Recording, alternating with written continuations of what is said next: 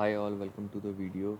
In the previous video, we saw how we can create some of rows for a given data frame. In this video, we'll look at how we can create uh, various summaries for individual columns. For for this video, we have taken the same data set. So we have product in the first column and then weekly sales. Now let's say we want to get the total weekly sales for each week number. That is total sales for week 1, total sales for week 2 and total sales for week 3. Then what we can do is first let's remove product column and let's store this data frame into df1. So now we have removed product column from this particular data frame and we just have the numeric column. Now what we can do is we can use the apply function and we'll just use mean. So what it does, it basically creates a weekly aggregate in the form of mean for each week number, that is the mean sales for week 1, 2 and 3. Now how do we use it? I mean, it is not in a form that we can use and consume.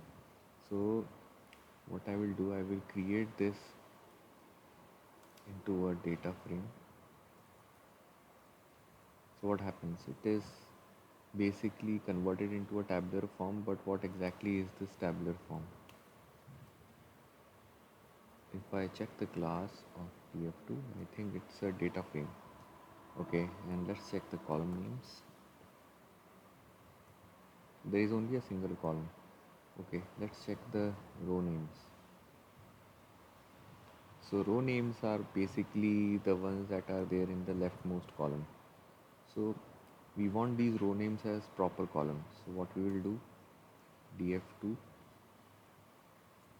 week, this will be equal to row names of df2. Once we do this, we have to make these row names as null because we don't need them further. Now if we check df2, we just have sales and week. Now there are two columns in df2. There is a dot and then there is a week number. Now what we need to do is we need to assign this, reassign this dot column name as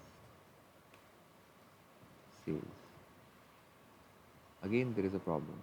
Sales is the first column and week is the second column, but we want it the other way around. So we will create another data frame.